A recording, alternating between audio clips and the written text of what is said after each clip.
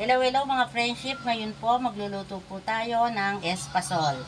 Ito po yung mga sangkap na ating gagamitin. Ito po ang ating glutinous flour.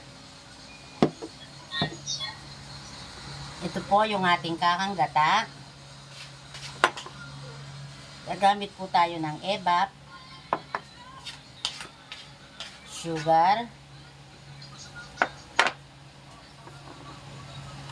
1 teaspoon vanilla, at asin. Natin yung ating espasol. Una pong gagawin natin, isasangag muna po natin yung ating glutinous.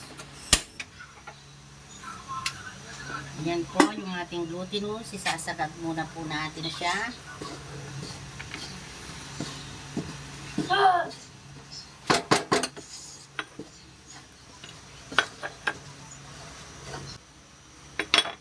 Ayan po, pagka nag-golden brown na po siya,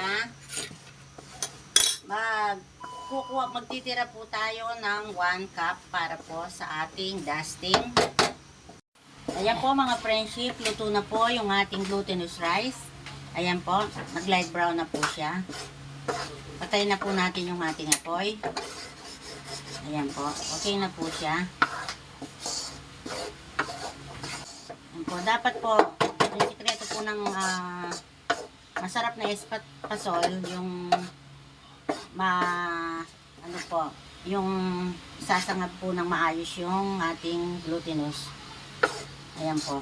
Maina lang po yung kalan pagka po linuluto natin po siya ng ganito. Yung, parang ayan, sinasangag-sangag natin. Para kung sa pulburon lang po to mga friendship, kaya lang yung pulburon, pag ano lang po siya, all-purpose flour. Ito po, glutinous flour po siya. Ayan po, mga friendship. Ayun po mga friendship, kukuha po tayo for dusting po, pang dust po natin. Bubukod po tayo ng pandas. Ngayon po, lagay na po natin yung ating kakang gata.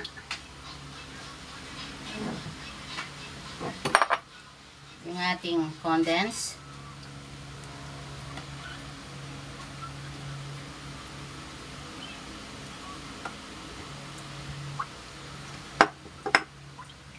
Yung ating sugar. Masukal po natin.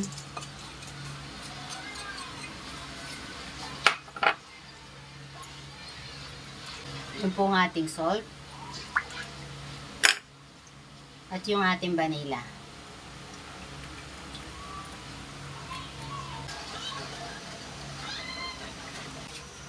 Ayan po mga friendship. Pag kumukulo na po siya, ilalagay po natin yung ating glutinous na ating sinangag kanina. Yan. Hintayin lang po natin siyang kumulo ng kumulo. Ayan po mga friendship. Ito na. Ayan po mga friendship, kumukulo na po yung ating kakang gata na may condense, may asukal. Ayan po, bubuhos na po natin yung ating glutinous. Dahan-dahan lang po natin sa ibuhos.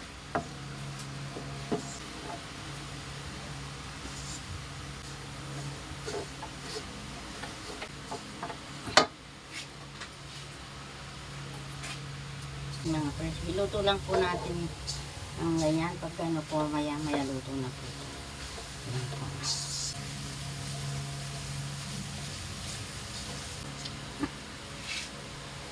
Ayan po, luto na po siya mga friendship. Ito po natin sa isang lalagyan. Ayan po mga friendship. Ayos po tayo ng ating yung binukod po natin kaninang sinangag po. Ayan po. Pag medyo malamig na po siya, anoin na po natin siya, imomold na po natin. Mainit pa po. Palamigin muna po natin. Ayan po. Ayan. Ayan po ang ating espasol. At ito po ang ating pandastic po. Ayan po. Palamigin muna natin bago po natin siya i-mold mga friendship.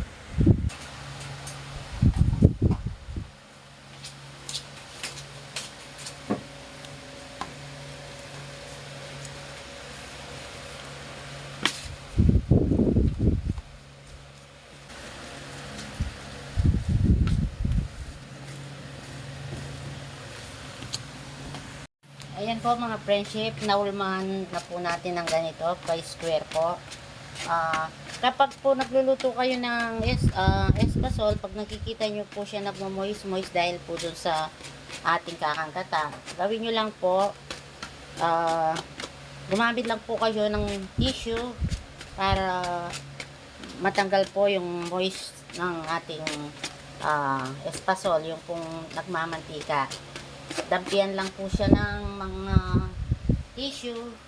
Ganyan-ganyan nyo lang po sa tissue para po ma-absorb po yung oil. Ayan po.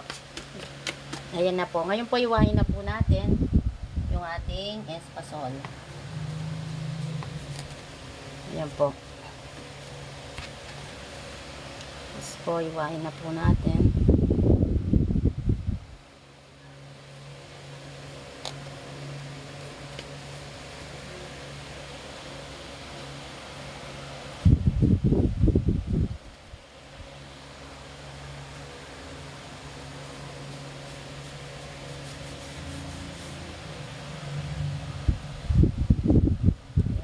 Kayo na lang po bahalang mag-ano ng iwanin nyo kasi hindi naman po ito pang tinda, pangkain lang po namin ito.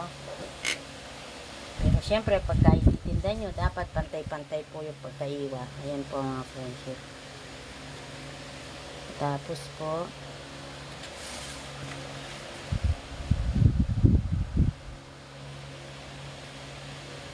ayan po.